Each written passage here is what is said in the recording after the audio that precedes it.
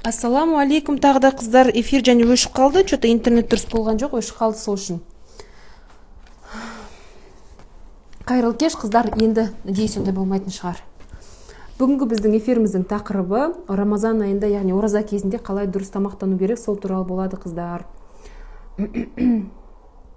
Өйткені ораза кезі Рамазан айы бір ай болады, сол кезде бір ай бойы кейбір адамдар дұрыс тамақтанбағандықтан, қалай айтсам екен, менің ойымша, жәнегі денсаулықтарына кейбір кездері кері әсерін тигізіп алатын сияқты.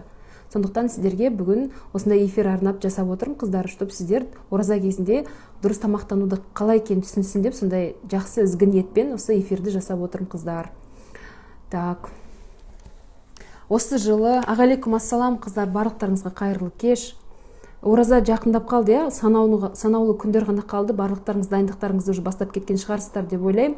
Продукт алып дайындалмасаңыздар да, хотя бы не істеймін, қалай болады деген сияқты ойша уже дайындалып жатқан шығарсыздар деп ойлаймын. Сол, қыздар, Рамазанға қатысты мен дәл өзім толыққанды дайындалған жоқпын, дайындығымның бәрін сіздерге сторизден шығып көрсетіп тұратын боламын, иншалла, қыздар. Продуктыға қатысты қалай дұрыс таңдау керек деген сияқты, тағы да басқа жәнегі біздерге берейін деп отырған, өзім ойлап отырған нәрселерім бар. Соны Құдай бұйырса сторизмен қарап жүріңіздер, Рамазан айына дейін беретін нәрселерім ойлап жүрген, жоспарлап жүрген бар, қыздар. Ал енді неге қатысты айтатын болсақ, қыздар, араларыңызда Рамазан айын және оразаны бірінші рет ұстайын деп жатқан қыздар да бар шығар, иә, жылда ұстайтын қыздар да бар шығар деп ойлаймын араларыңызда. Жылдан жылға байқайсыздар ма, ораза ұстаушылардың жәнегі саны барған сайын артып келе жатыр. Енді неге қатысты айтатыным, таңғы асқа не ішу керек айтам, қыздар, барлығын айтам, иә, қазір. Так, қазір. Көп қып жазып алған, бір нәрсе ұмытып кетпейін деп соңғы асықсыр қарап, бір-бірде отырып айтып шығам, иә, қыздар. Так, жаңадан ұстап жатқан адамдар, бұрыннан ұстап жатқан адамдар бар. Кейбіреулер уже білет оразаның қалай болатынын, кейбіреулер жаңадан ұстап жатыр. Шок болып қалмау үшін бастапқы кезде білесіздер, иә, оразаның қалай өтетінін. Жалпы оразаны негізі және ораза процесінің ағзаға әсерін 4 этапқа бөліп қарастыруға болады, қыздар. Жәнегі бірінші процесі ол ағзаның жаңадан, жәнегі ораза ұстағанда бірінші, екінші, үшінші күндер әдеттерде болады.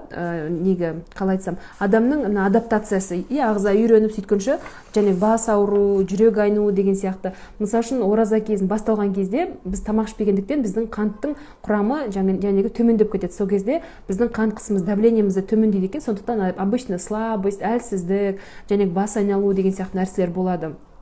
Одан бөлек сіздер білесіздер, иә, почти барлығымыздың ағзамыз қазір, біз қазір заманға сай, тамақтануға сай, біздің ағзамыздың, көбіміздің ағзамыз зашлакованный. Сондықтан осыдан болар, және бастапқы кезде көп адамға қиын болады. Кім бірінші ұстап жатыр, соған дайын болыңыздар. Бұл қалай айтсам, өткінші этап, бұдан бәр адам өтеді, это нормально. Мен де ғана сондай екен, мен ғана бірдеңкем дұрыс емес екен, қиналып жатыр, мен ағзамда какой-то бірдеңке дұрыс емес деп ойлап қалмаңыздар. Это нормально. Бірінші этап, яғни сөйтіп бастапқы кезде қиындау өтеді. 1-2 күн, одан кейін әдетте ағза бейімделіп алады, ары қарай екінші этап болады. Екінші этапта уже адамның ағзасы уже примерно бейімделеді жаңа тәртіптің тамақтануға, жәнегі ас қорыту жүйесі біраз тынығып, лейкоциттердің жұмысы белсендірек бола бастайды, уже более-менее адам адаптировать ете бастайды. Үшінші этап болады, ол ағза наоборот өзін жақсы сезініп, токсиндер одан ары шығып, ағза тазаланып, жаңару процестер ағзада күшейіп, адамның энергиясы пайда болып, уже адам наоборот кайфовать ете бастайды ораза кезінде. Өзінің жақсы сезінген, жеңіл жүргенін байқайды. Жәнегі ораза ұстап жүрген қыздар білесіздер, иә, қыздар, ондай барлықтарыңызда болады, бастапқы кезде қиындау болады, потом екінші этап күтей, более-менее ар жақ бер жақ, үшінші этап уже адам жақсы сезіне бастайды, өзін жеңіл сезіне бастайды, энергиясының артқанын сезіне бастайды. Бұны детоксикация этапы деп аталады. Яғни өздеріңіз көп білетін, естіп жатырсыздар, соңғы кезде детокс деген бір мода болып кетті ғой, иә? Яғни детокс деген токсиндерден ағзаны тазарту деген сөз. Вот именно осы үшінші процесс, үшінші кезең, ораза кезіндегі детокс кезеңі деп айтуға болады. Ағзаның максимальный тазалану кезеңі, мына бауыр, бүйрек, кожа барлық тазалана бастайды. Ауыздан жағымсыз иіс шығып, кейбірдің денесінен иістер шығып, бұндай кезде наоборот қуаныңыздар, іштегі токсиндердің барлығы сыртқа шығып жатқаны, тазаланып жатқандарыңызға. Сондай көбінде байқасаңыздар, ораза ұстап жүрген адамдар уже маска киіп, кейбіреулер, иә, уже азырақ сөйлеуге тырысып, аузын шайып сөйтіп жүреді. Уже баяғыдан ораза ұстайтын адамдар біледі, что это нормально, ондай болады, это жаңадан ұстап жүргендер шошып кетпеңіздер, менің ғана аузымнан иіс шығып тұр деп. Это нормально, это детоксикация процесі сондай болады. И төртінші кезең, оразаның аяғына таман болатын кезең, бұл енді пик, самый ағза тазаланып, және өз-өзін тазалап шықты, жәнегі токсиндерден арылды максимальный, жәнегі ағза өзінің ең максимальный несінде этапында жұмыс жасап тұр да, керемет жұмыс жасап тұр, энергиясы көп болады, адамның миы күшті жұмыс жасайды, памяти күшті болып, прям өзінің керемет сезімде, жәнегі дәрежеде сезінеді. Бұл жәнегі ең максимальный төртінші кезеңі. Оразаның аяғында осындай кезең болады, уже ағза тазаланған кезде өздеріңіз сезе бастайсыздар. Бұны енді ораза ұстағандар біледі, енді ұстайтындар сезіне бастайсыздар, Құдай бұйырса. Вот оразаның аяғына таман сондай сезім болады сіздерде. Так что осы 4 этапқа дайын болыңыздар. Жәнегі әсіресе жаңадан бастайын деп жатқан адамдар шок болып қалмаңыздар. Менің бірдеңкем дұрыс емес екен, ағзам дұрыс жұмыс жасамайды екен, что-то өзім жаман сезініп жатырмын, бүйрегім дұрыс емес, бауырым дұрыс емес деген сияқты қорқып қалып жүрмеңіздер. Это нормально. Ораза ұстау кезінде осы 4 этаптан барлық адам өтеді. Біреуінен мүмкін жеңіл өтесіз, біреуінен ұзағырақ өтесіз деген сияқты. Бұл адамның ағзасының ерекшелігіне байланысты, Сондықтан бұл осы 4 этапқа дайын болыңыздар. Так, одан кейін айтайын дегенім, оразаға қатысты жалпы негізі қыздар оразаны детоксикация үшін емес, арықтау үшін емес, ағзаны тазарту үшін емес, ең бірінші Алланың разылығы үшін ұстау керек. Оны барлықтарыңыз білетін шығарсыздар деп ойлаймын. Алды дейді. Қыздар, нормально болды ма? Пожалуйста, реакция беріңіздерші. Қазір нормально ма? Қазір нормально ма?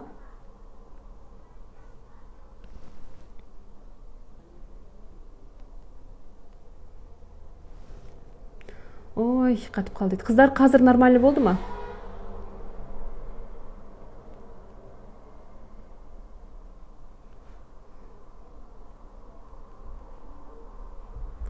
Аха, нормально болды деп. Все, қыздар. Жәнегі этаптарды айтып отырғаным, қыздар, адам өзі білген кезде жәнегі этаптарды жеңіл өтеді ғой, Мысал үшін, бас айналған кезде, қарны ашқан кезде, неге олай болып жатыр деп, мысал үшін, адам паниковать етуі мүмкін, өзі беспокоиться етуі мүмкін. И так ораза кезінде бір психологиялық жағынан қиындық болуы мүмкін. И жәнегі этаптарды өткен кезде адамда шок болуы мүмкін. Осының барлығын өзіңіз біліп жатсаңыз, 4 этапты. Менде қазір детоксикация болып жатыр, ағзам қазір шлактарды қорытып жатыр деген сияқты сізде түсінік болса миыңызда, неліктен сіз өзіңізді жаман сезініп жатырсыз, неліктен сіздің қарныңыз ашып тұр, неліктен сізде слабость, сізде жәнегі психологиялық тұрғыдан жәнегі жақсы өтеді, бәрі жеңіл өтеді. Сондықтан бұл процестердің физиологиясын білсеңіз, жәнегі механизмі, неліктен сіз өзіңізді жаман сезінесіз, неліктен энергия кетті, неліктен сіз жақсы сезініп жатырсыз қазір, барын этап-этапымен білсеңіз, сізге оразада осындай жәнегі неприятности болған кезде, жағымсыз сезімдер болған кезде сізде жеңіл өтеді, өйткені сіз механизмді түсінесіз. Ага, значит, мен қазір жаман сезініп жатырмын, потому что шлактарымды ағзам қорытып жатыр деген сияқты, Сондықтан осыған дайын болыңыздар, біліп жүріңіздер, и сіздерге өзіңіздің не болып жатқаныңызды, ағзаңызда қандай процестер болып жатқанын жақсы түсініп отырасыз. Сізге жеңілірек өтеді ораза. Одан кейін және айтып өттім, Алланың разылығы үшін бірінші очередь ораза болу керек, яғни арықтау үшін, детокс болу үшін, бетімнің кожасын тазалау үшін, тағы бір емес, ең бірінші 5 парызының бірі, яғни Алла тағаланың разылығын алу үшін 5 парызының бірін орындау үшін және ораза ұстап жатырмын деп, сондай мақсат болу керек, қыздар. Андай фигура, басқа бірдеңке, это просто дополнительно сізге психологиялық тұрғыдан жеңіл болу үшін ғана айтып жатырмын. Бірінші мақсаттарыңыз негізі жәнегі Алланың разылығы, Алланың парызын орындау болу керек. Соған қатты айтқым келеді, жәнегі акцент қойып айтқым келеді, қыздар, өйткені кейбір адамдар арықтау үшін ұстайтындар да бар, яғни ниет түзу болмаса, қыздар, ол қабыл болмай қалуы мүмкін. Сондықтан ниеттеріңіз өте маңызды. Кейбір адамдар тіпті ораза кезінде, білесіздер ма, не то что арықтаған кейбіреулер салмақ набирать етеді. Сондықтан тек қана арықтау үшін, тағы бірдеңке үшін жасап жүрмеңіздер. Это очень важно, қыздар. Сондықтан тағы да сіздерге қайталап айтып отырмын, что это очень важно. Ниет деген не үшін жасап отырсыз, соны дұрыстап отырып, өзіңіз ойланып, және ниетіңізді жөндеп алыңыз. Өйткені басқа бір ниетпен болса, және қабыл болмай қалса, оразаңыз обал болады, Сондықтан ниеттеріңізді мықтылап жөндеп алыңыздар. Одан кейін айтайын дегенім, осы Рамазан айында білесіздер, Қадір түні деген түн бар. Жәнегі келесі жылға біздің тағдырымыз бекітілетін түн, білуім бойынша, сол Қадір түнде дұға тілектер қабыл болады дейді. Сіздің ал келесі жыл мүмкін өміріңізде бір жағымсыз оқиғалар тағдырыңызда жазылған болса, сол Қадір түнде дұға жасау арқылы келесі жылғы тағдырыңызды өзгертуге болады деген сөздер бар. Сондықтан Қадір түні барлығымыз, даже ораза ұстамайтын кісілерде отырып Алла тағаладан дұға тілейді. Енді дұғаларыңыз қабыл болу үшін, Алла тағаланың алдында ұялмай дұға жасау үшін ораза ұстау өте маңызды деп ойлаймын. Сондықтан мүмкін араларыңызда екі өліп отырған адамдар болса, соларға және құлақтарына алтын сырға. Тағы айтайын дегенім, осы ораза кезінде, қыздар, жәнегі намаз бастап кету, хиджаб кию деген нәрселерді бастап кетсеңіздер әдетте жеңіл өтеді. Өзім де осы ораза кезінде хиджабты бір 2 жыл бұрын киген болатын. Сондықтан егер де сіздердің ойларыңыз бар болса, намаз бастау, хиджаб кию деген ойланып жүрген болсаңыздар, бастай алмай жүрген болсаңыздар, негізі жақсы мүмкіндік. Өзімнің басында болғаннан кейін, өткеннен кейін сіздерге жәнегі айтып отырмын, иә. Жәнегі бастап кетсеңіздер, иншалла жеңілдігін береді Алла тағала.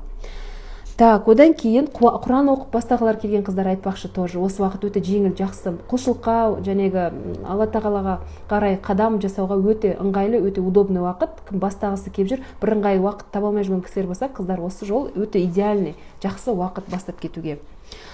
Так, енді жәнегі ораза кезінде тамақтануға қатысты айтатын болсам, қыздар, менің өзімнің байқағаным, жалпы ораза ұстаған адамдардың арасында екі крайность өте жиі кездеседі. Крайность дейді ғой, екі жәнегі шеттен шығу ма, қалай айтсам болады, иә, өте жиі кездеседі. Біріншісі ол ораза ұстап жүрмін деп күннің кешке дейін жәнегі тамақты ойлау, иә, яғни таңғы тамаққа қандай тамақ жасасам, интернеттен рецепттер қарап, оған барып арнайы продукты алып, оны іздеп, анандай тамаққа или кешке жақын қандай істесем де бір неше түрлі деликатес, бір қиын тамақтар жасап, ниет әрине ойында ораза ұстаған адамдарға приятный жасап сауабын алу деген ниет болуы мүмкін, бірақ дегенмен де Рамазан айы негізі қыздар құлшылыққа арналған уақыт қой.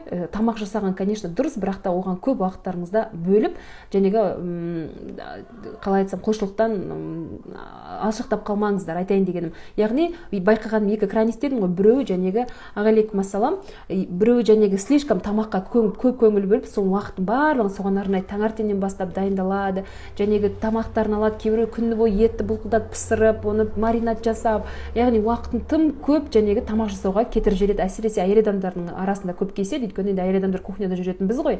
Сондықтан прям тамаққа тым көңіл бөліп жүретін адамдар бар да, слишком уақытын көп алады. Мына Рамазан уақыты алтын уақыт қой, негізі құлшылық жасап, көбірек Алла тағалаға жәнегі жақындайтын қадамдар жасап, сауапқа ие болатын уақытты олар тамақпен кухнядан өткізіп алады да, алтын уақыттарын осындай не так важный нәрселермен өткізіп алады. Осындай адамдар көп кездеседі, яғни тамаққа слишком көп көңіл бөлетін. И тағы бір байқаған жәнегі екінші крайность, ол керісінше, яғни тамақ жағын қатты мән бермейтін адамдарда ауыз ашқан кезде кока-коламен, баратта фастфудпен аша салады, жареный бір бауырсақ сияқты бірдеңке жей салады, не болмаса денсаулыққа зиян печенье, пирожный деген сияқты нәрсені жей салады. Мына жерде екі крайность қыздар, жәнегі алейкум ассалам, қыздар, қайырлы кеш.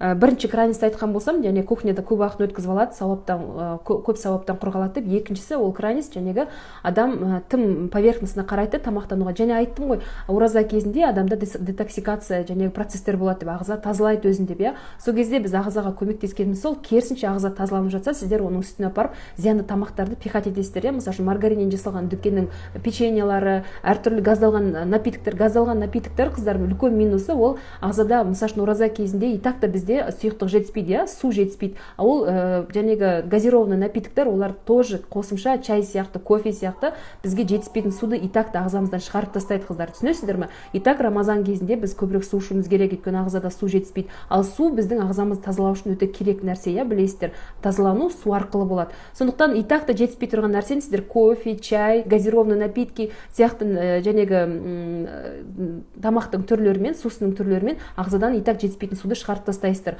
Одан бөлек жәнегі чай, кофе сияқты напитоктардың бір минусы біздің Рамазан айында ауыз ашқанда жейтін тамағымыздан келетін әртүрлі нелер бар ғой, витаминдер, микро макроэлементтер, солардың барлығын дәретпен шығарып тастайды. Барлығын емес, енді какой-то бөлігін, қыздар. Сондықтан ауыз ашу кезінде Рамазан айында менің ойымша дұрыс тамақтану өте маңызды.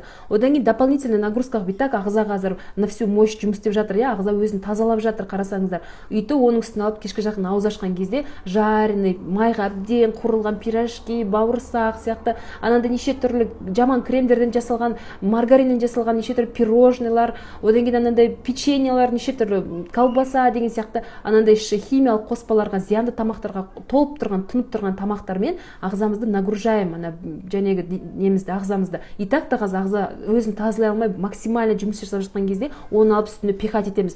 Мұндай кезде керісінше просто тамақтанып, дұрыс тамақтанып ағзаға көмектесіп жүрсеңіздер, ораза жеңілірек өтеді, ағзаңыздың тазалануы тез болады, жеңіл болады. Керісінше жәнегі ағза тазаланған кезде керекті витаминдерді, минералдарды дұрыс тамақтану арқылы беріп жетсеңіз, суды дұрыс берсеңіз, барлығы өте жеңіл, жақсы, наоборот, ағзаңызды күшті қылып нетіп аласыз да, қалай айтсам, бір проблемаларыңыз болса, ұсақ түйек денсаулықпен оның барлығын ағза жеңіп өзін тазалап алады. Негізі білесіздер ма, көптеріңіз естіген шығарсыздар деп ойлаймын, аутофагия деген қазір не бар, термин білетін шығарсыздар, иә. 2016 жылы жапон ғалым ашқан бұл нені құбылысты, яғни аутофагия дегеніміз, ауто деген өзін, фагия деген жеу, яғни ағзада аутофагия деген қалай түсіндірсем, ағзада клеткалар бар ғой біздің, жәнегі дұрыс емес, әртүрлі бактериялар, қалдықтар, токсиндар, соның барлығын ағза жеген кезде өзін сөйтіп өзін өзі жеу арқылы тазалайды да, түсіндіре алдым ба? Ол процесс, аутофагия процесі күнделікті біздің ағзамызда болатын процесс, бірақ та сол жәнегі жапондық ғалым дәлелдеп шықты, адам аш шыққан кезде аутофагия жәнегі процесі өте мықты, өте мощный өтеді екен да. Яғни ораза кезінде сол тура аутофагия процесі болады, яғни ағза өзін өзі тазалайды, клеткалар өзін өзі жей бастайды, мынандай жарамсыз клеткалар, жаман клеткалар, әртүрлі сырттан келген бактериялар, әртүрлі микроорганизмдер, қалдықтар, неше түрлі, яғни ағза өз-өзін жей бастайды, сөйтіп ағза жақсырақ жұмыс жасай бастайды. Даже бұл жәнегі дәлелденген нәрсе, ағза жасарады екен. Кейбір адамдар денсаулығы мықты болу үшін, жәнегі өзін жақсы сезіну үшін, көбірек жас болу үшін, энергиясы көбірек болу үшін специальный голодают қыздар, білесіздер, қазір әртүрлі түрлері көп қой, голодовка, тіпті клиникалар бар, адамдар жатып тұрып, голодовка жасап, әртүрлі раковый, опухоль, неше түрлі аурулардан емдеп жатады. Осы аутофагия процесінің арқасында, яғни ағза тамақ жоқ болған кезде өзін өзі жей бастайды, жәнегі бірінші зиянды нәрселерден бастайды, қалдықтардан, әртүрлі соны жей бастаған кезде ағза өзін тазартып, кәдімгі анандай газ бар ғой, пылесостар өзін жуатын, тазалайтын, тура сол сияқты біздің ағзамыз өз-өзін тазалап шығады, только дайте возможность. Қазір маған көп жиі қоятын сұрақтардың бірі, қыздар, мына детоксқа қатысты өте жиі қояды қыздар. Детокс туралы ойыңыз қалай, не ойлайсыз деп. Детокстың негізі түрлері көп, қыздар, иә. Оның біреуге келуі мүмкін, біреуге келмеуі мүмкін. И то мен ойлаймын, детоксты дәрігердің жанында наблюдениесімен жасау керек. Өйткені әркімнің ағзасы әртүрлі реакция беруі мүмкін. И то менің ойымша бір болады ғой, әбден кірлеген, бір әбден ауруға толып кеткен ағза болмаса, сіз бен біз сияқты көбіміздің ағзамыз жәнегі ораза сияқты кәдімгі детокспен, Құдайдың, Алла тағаланың өзінің берген, бізге әмір етіп берілген, қарап отырсаңыз детоксы, иә. Осы арқылы сіздер ағзаларыңызды иншалла бір айдың ішінде күшті қылып тазалап шығасыңдар. Бір ұсақ түйек аурулар, проблемалар, гормональный нарушение болса, иншалла барлығы қалпына келеді. Просто оразаны дұрыстап ұстап шығыңыздар, иншалла денсаулықтарыңызды күшті қылып аласыздар деп ойлаймын. Так, одан кейін қыздар сәресімен ауызашарға қатысты айтамыз, соған келе жатыр ақырын, иә. Сол үшін отырмын ғой, қазір эфирде барлығы айтылады. Так, одан кейін жәнегі аутофагияны түсініңіздер деп ойлаймын, иә. Адамдар осы аутофагияны, мұсылман еместер, именно аутофагияның процесі ағзаны тазартатын, жаңартатын білгеннен кейін, аурулардан емдейтін білгеннен кейін, арнайы ауыздарын жауып, жәнегі тамақ ішпей, сөйтіп жәнегі ағзаларын жақсартады. Біздер не Рамазан айы, баяғы заманда айтылған нәрсе уже дәлелденіп жатыр да, ғылыммен, что это очень полезно. Сол одан кейін айтан тағы нәрсе, так.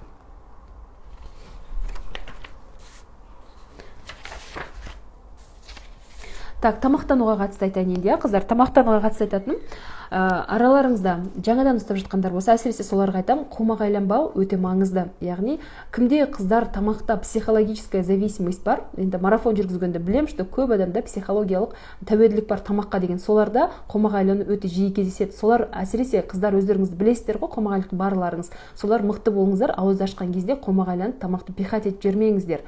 Сабыр деген нәрсе бар, исламда сабыр деген нәрсені, вот именно осындай кезде негізі сабырға келу керек. Тамақты ішкен кезде жалпы нәпсі деген нәрсе бар, ұйқы болсын, ол өсек болсын, жаман іс-әрекеттер, біз адам соған жақсы көреміз, сондайға бейімбіз негізі. Вот осындай кезде адам санасын қосып, сабырды қосып, барынша өзін ұстауға тырысу керек. Ауыз ашқан кезде қыздар қомағайланып көп тамақты жеп пихать етіп жүрмеңіздер. Күні бойы аш тұрған ағзаларыңызға тамақты бірден тығып жерсеңіздер, ойлаңыздар, қандай нагрузка болады, иә. И то мына ораза кезінде білесіздер, иә, асқазан көбіміздікі кеңе кеткен ғой, шыны керек, иә. Данадай асқазан деген эластичный не сияқты созылады, кішірейді, біздің теріміз сияқты да. И біз тамақты көп жеп, анан созып жергенбіз, көбіміздің асқазанымыз нормасынан созылып кеткен үлкен болып. Сол қазір ораза кезінде иншалла қалыпқа келіп жиналады. Оразаның аяғында, даже ортасында уже сезе бастайсыздар, сіздер уже бұрынғыдай тарелкалап тамақ ішпейсіздер, азғантай тамақтың өзіне той қаласыздар. Неліктен? Потому что біріншіден ағзаңыз, жәнегі асқазандарыңыз өзінің бұрынғы қалпына келді, нормальный состояниесіне келді. Сондықтан нормальный состояние келген асқазанға мешать етпей, қыздар оған тамаққа пихать етіп, қайтадан созып бүйтіп гармошкаға ойнай бермей, осындай кезде тамақты сабырмен, сананы қосып жеген өте маңызды. Сондықтан қыздар, пожалуйста, ораза ұстаған қыздар ауыздарыңызды ашқан кезде, мықты болыңыздар. Ауыз ашқан кезде мынандай сіздерге советта, бір тарелканы арнап қойыңыздар да, слишком кішкентай арнамаңыздар, арықтан деп, кәдімгі стандартный тарелканы алып, соған жейтін тамақтарыңыздың барлығын салып алыңыз. Мысалы үшін ауыз ашарға отырдыңыз ба, етіңізді, салатыңызды, тағы бірдеңкеңізді соны ғана жеуге тырысыңыздар. Өйткені тағы да қайталап айтам, асқазандарыңыз созып тастайсыздар, асқазан гармошка сияқты бүйте берсеңіздер, ойлаңыздаршы, күлдірткі, бірақ шынымен солай ғой қыздар, иә. Өздеріңіз оразаның аяғында иншалла байқайсыздар, что асқазандарыңыз кішірейеді, уже азғантай тамаққа тоясыздар. Вот осымен жүре берсеңіздер, ары қарай артық салмақпен деген сияқты проблема болмау керек та сіздерде. Бірақ өзіміздің сол нәпсімізді тия алмағандықтан асқазанымызды кеңейтіп мешок қойып жүргенімізді барлығымыз шыны керек. Сол одан кейін тағы айтатын нәрсем, неліктен Рамазанның аяғында сіздер тез тоятынды байқайсыздар. Мына гормонның дисбалансы болады, иә, гормонның жұмысы бұзылады қыздар. Бізде лептин және грелин деген гормон бар. Тоқтық, аштық гормоны. Біреу тоқтықты білдіреді бізге, біреу аштықты білдіреді. Сол гормонның жұмысы көбімізде бұзылған. Әсіресе кімде артық салмақ бар. Артық тамақ жегеннен, уақытсыз тамақ жегеннен, анандай как попало тамақпен ойымызға келген істегеннен бізде гормондардың жұмысы көбімізде нарушены, да. Сондықтан осы ораза кезінде сіздер дұрыс тамақтана бастаған кезде, арасында интервальный голодание сияқты арасында ашығасыздар, соның барлығы осы лептин мен грелиннің жұмысын қалыпқа келтіреді. Байқайсыздар оны өздеріңіз қыздар. Сондықтан гормондың жұмысын қалыпқа келтіргеннен қайтадан бұзып алмаңыздар. Оразадан шыққанда да осы жағынан мықты болыңыздар, естеріңізде болсын қыздар. Барлығы қалыпқа келіп, ағзаңызды күшті қылып жөндеп шығарасыз, оразадан кейін ары қарай бұзып алмау өте маңызды. Так, сондықтан тамақты және айттым ғой, ауыз ашқан кезде қомағайланбай жеңіздер, тарелкаға салып жеңіздер. Одан кейін тағы айтатын нәрсе, шайнап, асықпай шайнап жеңіздер, қыздар, бұл өте маңызды. Өйткені сіздер асықпай шайнаған кезде миыңызға сигнал барады, иә, және мен тамақ жеп жатырмын деген тою сезімі тезірек келеді. Өйткені сіздің асқазаныңыз тойғанмен сізге сигнал әлі миыңызға жетпеген болуы мүмкін. Сөйтіп сіз асықпай жеген кезде миыңызға сигнал жетіп үлгереді, мен тойдым деген, болды деген, түсінесіздер ме? Одан бөлек сіз тамақ салып аузыңызға шайнаған кезде біздің ағзамыз өте ақылды ғой қыздар, прям Алла тағала керемет қылып жаратқан ағзамызды, әлі күнге дейін ашылып жатыр, изучается, ғалымдар ашып жатыр, таңғалып жатыр деген сияқты. Сіз аузыңызға салып тамақ шайнаған кезде ағза уже сигнал береді, ет келді, ауызға ет келді, асқазан дайындалып, етті қорытатын сөлдерді бөле бастайды. Мысалы үшін гречка келсе, гречка келді деп, оны гречканы қорытатын сөлдер бөліне бастайды, уже көмектесетін. Сіз сондықтан аузыңызға көбірек шайнағанда информация бар, және ағза дайындала бастайды ана тамақты қорытуға. Сіз тез пихать етіп жей-салсаңыз, ана ағза түсінбей қалады, не жіберу керек, қандай сөл бөлу керек, сөйтіп тамақ дұрыс қорытылмай қалу шансы өте жоғары болады.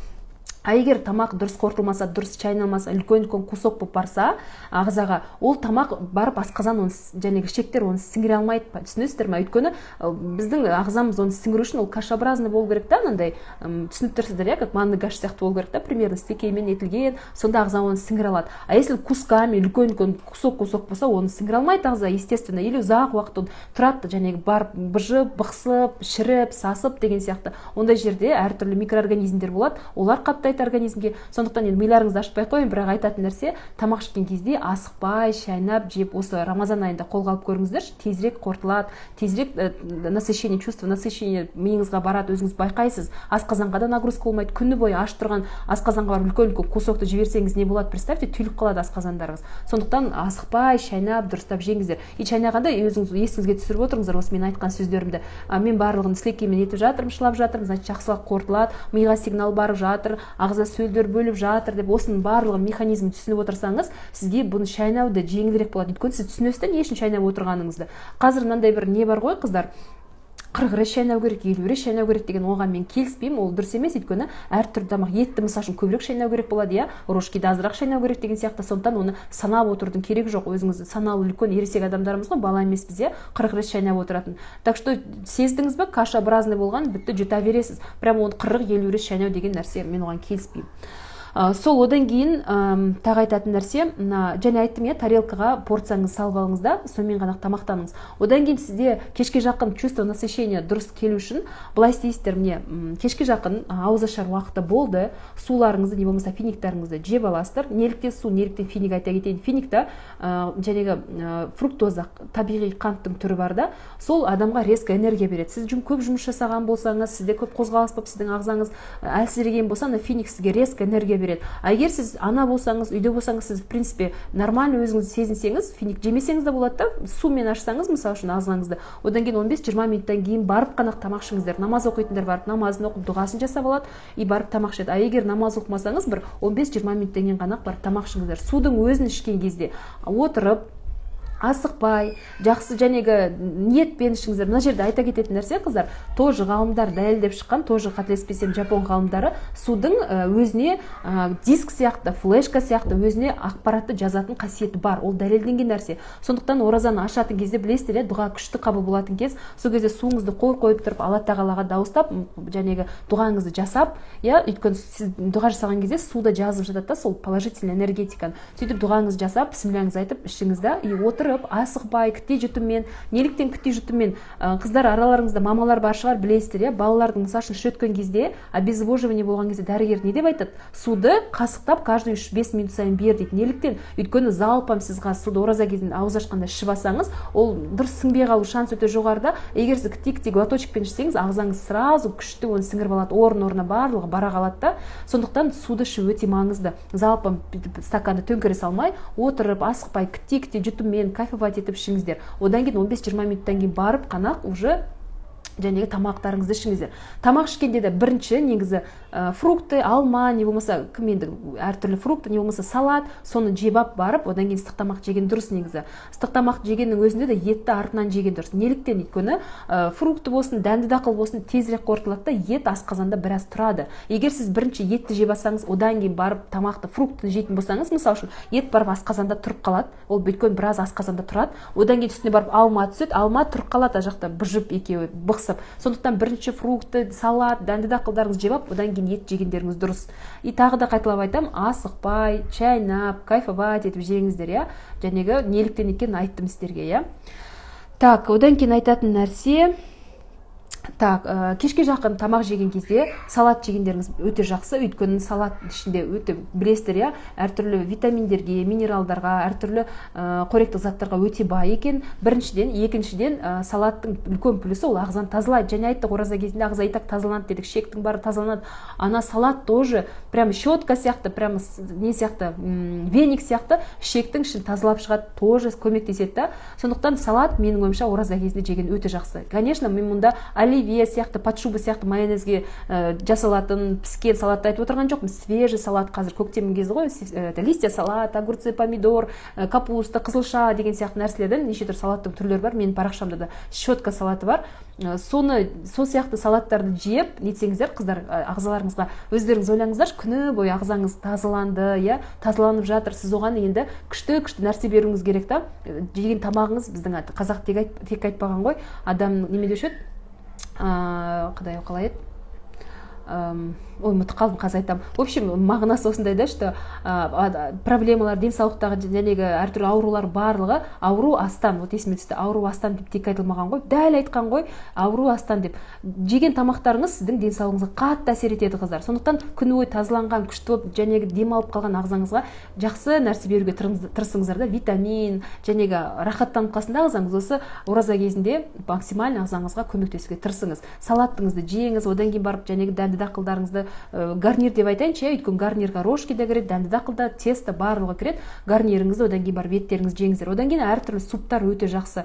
Анандай болады, чечевичный, гороховый деген сияқты суптарды өте жақсы неге ужинға. Әсіресе үлкен кісілерге айтатыным, не бар ғой, сорпа. Сүйектің сорпасына істелінген тамақтар өте жақсы. Кімде асқазанда проблемасы бар, кімде жара бар, міндетті түрде именно сорпаны қосқандарыңыз дұрыс. Өйткені ішінде коллаген, әртүрлі асқазан жарасын жазуға көмектесетін нәрселер бар. Сорпа жәнегі или даже гарнир істесеңіз, сорпаға істесеңіз намного полезнее болады. Так, суға қатысты айтатыным, суды ауыз ашқаннан кейін ішесіз деп айттым, одан кейін тамақ ішіп отырып та су ішіңіз, тамақтан кейін де ішсеңіз болады. Конечно, тамақ ішіп отырып көптен суды періп алмаңыздар, так нельзя. Жұмсартып тамақтан өту үшін сумен ішсеңіздер болады. И тамақ ішіп болғаннан кейін де және кешке жақын қайта су ішіп сөйтіп отырыңыз, өйткені обезвоживание болмасын. Қазір негізі күшті уақыт, қыздар, қатты ыстық емес, негізі обезвоживание, қиналу деген бізде болмайды иншалла. Өйткені қазір самый ыңғайлы уақыттардың бірі ораза ұстауға. Потом айтатын нәрсе, таңертең ауызды жабатын кезде тоже жаңағы айтатын нәрсе, негізі қыздар вообще тамақтану кезінде слишком қиындатып жібермеңіздер, тамаққа үлкен акцент жасамай қойыңыздар.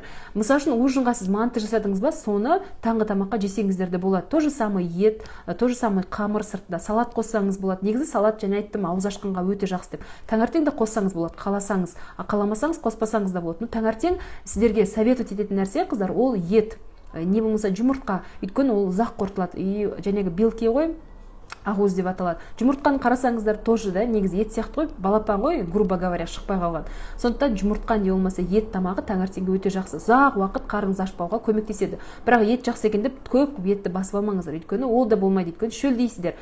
Таңертеңгі тамақ жаңағы көп емес, но жаңағы ет сияқты нәрсе болса, ұзақ уақыт қарныңыз ашпай, жақсы жүресіз, энергия береді, күш-қуат береді. Дәнді дақыл тоже болады. Таңертең май өте жақсы әсер етеді. Май дегенде қыздар анандай маргарин сияқты дүкендегі жаман майларды айтып тұрған жоқпын. Сары май, қолдың майы, дүкенде болса 82-де 5%-дық сары май деген жазу бар, натуральный май болсын. Таңғы тамаққа тоже болады. Енді әртүрлі жағдай болады, қыздар. Кей кезде таңертең тұрасың, тамақ болмай қалатын кездер болады. Бізде, по крайней мере, болады өмір болғаннан кейін.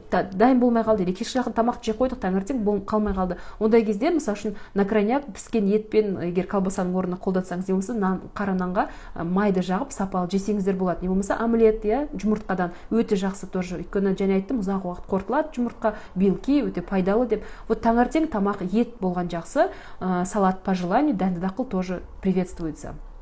Су, само собой.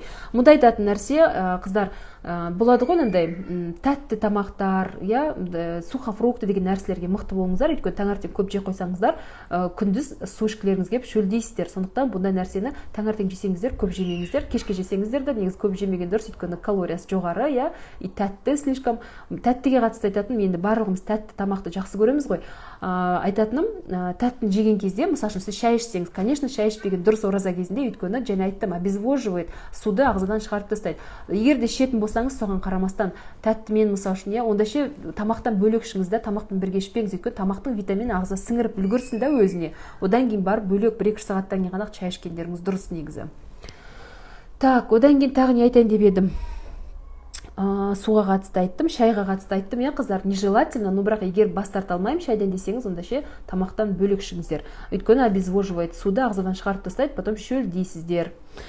Так, тәтті, газдалған сусындар туралы, жареный туралы айттым. Жареныйға қатысты тағы да айтатын нәрсе, қыздар, мына біздің ораза кезінде детоксикация болады деп айттыңыз, бауырымыз, барлығы тазаланады, өтіміз сол кезде жареный тамақ жесеңіздер, жареный деген өте зиянды білесіздер, бауырға әсіресе, жәнегі дополнительный нагрузка болады, өзін тазалап жатқан ағзаны үстіне барып май құясыз да. Сондықтан ораза кезінде негізі нежелательно жареный жеген мен сіздерге айтайын. Сондықтан барынша қолыңыздан келгенше жареный жемеуге тырысыңыздар. Күнді жейтін адамдар да бар, енді сіздерге ақпарат берілді, енді сіздерде онда проблема болады деп ойлаймын. Мысалы үшін қатты жегіңіз келіп бара жатса, шелпек бауырсақтың орнына блины жасауға болады, тандырный нан жасауға болады. Енді білмеймін, әртүрлі аналогын іздеп табуға тырысыңыздар, если что ақылдасу керек болса маған жекеме жазыңыздар, бірақ та жареный жемеуге тырысыңыздар, қыздар. Жареный деген мен айтып отырғаным, анандай шелпек, бауырсақ сияқты, қатты қуырылған май сияқты, картошка фри сияқты нәрселерді айтып отырмын. Так, старайтесь, қыздар, ораза кезінде, жалпы дұрыс тамақтанудың принципі осы, не жареный, яғни духовка бар ғой, пешке піскен тамақтар, буға. Қыздар, нормально қосылды ма? Реакция бере салыңыздар, пожалуйста. Көріп тұрсыздар ма?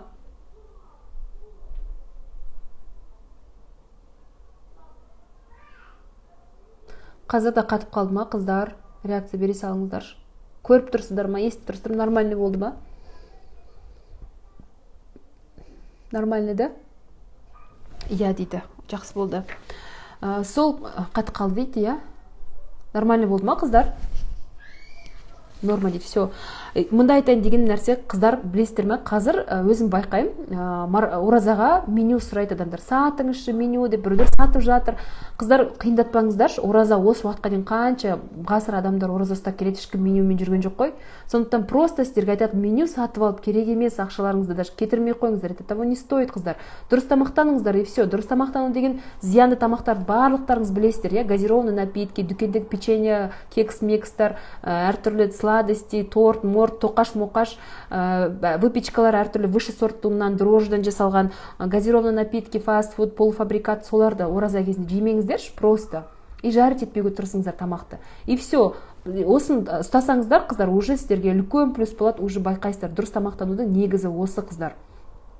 Потом тағы да сұрақтарыңыз болса, маған хабарласып, жекеме шығып ақылдасып тұрсаңыздар болады. Қолымнан келгенше сіздерге көмектесіп тұруға дайынмын қыздар. Қиындатпаңыздар. Көбіңіздің негізі қыздар, ужинға жасаған тамақтарыңыз завтракқа да келе береді. Арнайы ужинға бір бөлек, завтракқа бір бөлек тамақ жасаймын деп уақытыңызды, энергияңызды ондай нәрсеге кетірмей қойыңыздар қыздар. Просто біреу, может, не знаю, біреуге выгодно шығар, мүмкін просто меню сатқан, зачем ол уақыттарыңызды кетіресіздер? Лучше ол уақыттарыңызды құлшылыққа кетіріңіздер, Құран оқуға, Құран тыңдауға, переводын оқуға кетірсеңіздер болады. А так көбінде ужинға келетін тамақ завтракқа да келе береді. Ал егер қалмай жатса, және айттым, жұмыртқа өте жақсы келеді деп, жәнегі ет тамақтар деп. Енді мен вообще қыздар өзім ойлап отырмын, Рамазан айында ертең не істесем деп отырмау үшін, ауыз ашарға не істесем деп отырмау үшін, Құдай бұйырса меню жасайын деп отырмын да. Жасайын бір-екі күнде, Құдай бұйырса сторизде сіздермен бөлсем. Если что, соны алып, өздеріңізге скрин жасап алып, сонымен жасасаңыздар да болады. Өйткені ешкімнің миы ашытып отырғысы келмейді, ертең қандай тамақ жасасам деген сияқты. Одан кейін сондықтан айтайын дегенім, Рамазан айын қиындатпаңыздар қыздар. Все легко и просто. Просто фастфуд, зиян тамақтар жемейсіздер, қуырмайсыздар и все. Потом қыздар, мен ойлап отырмын, Рамазан айы негізі айттым ғой, және керемет айлардың бірі деп, дұғалардың қабыл болатын айы. Бәріміздің бір өзіміздің басымызда проблемаларымыз, дұға тілеп жүрген бір Алладан бір тілектеріміз бар, соның қабыл болуы шансы өте үлкен ай ғой. Сондықтан давайте қыздар осы Рамазан айын барынша продуктивно өткізейік, жәнегі дұғамызды жасап, Алла тағала жақындап, осы даму деп айтамыз ғой, дамудың бір несі түрі, ең негізгі түрі осы рухани жағынан даму ғой. Осы Рамазан айы керемет мүмкіншілік та, осы Рамазан айында рухани дамуға. Намаз оқымайтындарыңыз оқып, бір Құранның сүресін оқып, Құранды оқып деген сияқты, переводтарын оқып, тыңдап деген сияқты, білім алып деген сияқты. Сондықтан осы уақытымызды соған кетірейік деп сіздерге айтқым келеді қыздар. И мен өзім осы жолы ойлап отырмын қыздар, Рамазан айында чек-лист жасайын деп отырмын да өзіме. Егер сіздерге керек болса, қыздар, мен сіздермен тоже сторизде бөлісейін деп отырмын. Мүмкін сіздерге де пайдасы тиіп қалар. Чек-листті білесіздер, менің марафоныма қатысқан қыздар біледі. Распечаткасы жасап аласыздар да, или соған ұқсатып сызып аласыздар да, холодильникке іліп қоясыздар да, күнделікті соны белгілеп отырасыздар. Сөйтіп Рамазан айының өзіңізді бір жағынан контрольда ұстайсыз, аны белгілеген сайын сізге психологиялық тұрғыдан не болады да, бір тәртіпке салады да, екінші жағынан Рамазан аяғында анаған қарайсыз да, қаншалықты сіз продуктивно өткізгеніңізді. Мен Құдай бұйырса жасаймын осы бір-екі күнде, и сіздерге сториздан бөлісетін боламын, қыздар. И сөйтіп Рамазанды барлығымыз күшті өткізуге тырысайық. Рамазан негізі теп-тез өте шығады, потом аяғында өкініп қаламыз әйтпесе. Осы Рамазан айын иншалла барлықтарыңызға керемет өткізуге тілектеспін қыздар. Дұға тілектеріңіз қабыл болсын. Алла тағалаға тағы бір кемінде бір қадам жақындаңыздар барлықтарыңыз. Өзіме де қатысты айтып отырмын. Сол Рамазан айына дайындалайық қыздар, әлі бір-екі күн бар, үйімізді әдемілейік, өзімізді дайындайық, әдемі киімдерімізді дайындайық, ыдыстарымызды шығарайық. Осы жаңа жылға деген кезде қалай дайындаламыз, үйге уборка жасап, алдын ала продукты алып, подаркамызды дайындап деген сияқты. Осы жолда біз Рамазанға солай дайындалайық қыздар, барлықтарыңызды соған шақырамын. Үйімізге уборкамызды жасап, әдемілеп, безендендіріп, бүйткі бала шағамызға біз үлгіміз ғой, әйел адамдар, әдемі ыдыстарымызды шығарып деген сияқты, продуктымызды алдын ала дайындап, ПП продуктілерімізді, балаларымызға прикемізді айтып, жәнегі дайындалып, жәнегі Құранымызды шығарып, қалай рухани тұрғыдан қалай мен дамимын осы Рамазан айында деген сұрақ қойып дайындалайық барлығымыз қыздар. Бөлісейік, давайте сториздарыңыздан. Егер Мика ханым деп сторизіңізбен бөліссеңіз, өз сториздарыңызды мен шығарып қояйын, өзім сторизіме басқа қыздарға үлгі болайық, қалай Рамазанға дайындалып жатырмыз. Мен ойлаймын, ол үшін бір арнайы курсқа қатысып керек емес, каждый адам өзіне анализ жасап, мен не істегім келеді деген сияқты сұрақ қойып, жәнегі өзімен жұмыс жасаса болады. А чек-лист сіздерге көмекші құрал ретінде иншалла беремін. Так, мен сұрақтарыңызға жауап бере кетейін, бала емізіп жүріп ұстаса бола ма қыздар? Бұл индивидуально, потому что кейбіреу бала емізіп жүріп спокойно ұстай береді, даже үлкен ай болады ғой, 7-8-9 айда ұстай береді адамдар болады. А кейбіреу ұстай алмайды, әркімнің ағзасы әртүрлі. Мұнда главный ораза дені сау адамдарға жәнегі міндеттелген нәрсе. Егер өзіңізді жақсы сезінбесеңіз, слабо сезінсеңіз, онда ше болмайды, өйткені балаңызға сіздің денсаулығыңызға кері әсер етпеу керек. Так, амин қыздар. ПП ұстап жүрген арықтағы оразада ПП болса салмақ тастауға бола ма? Қыздар, мен айта алмаймын.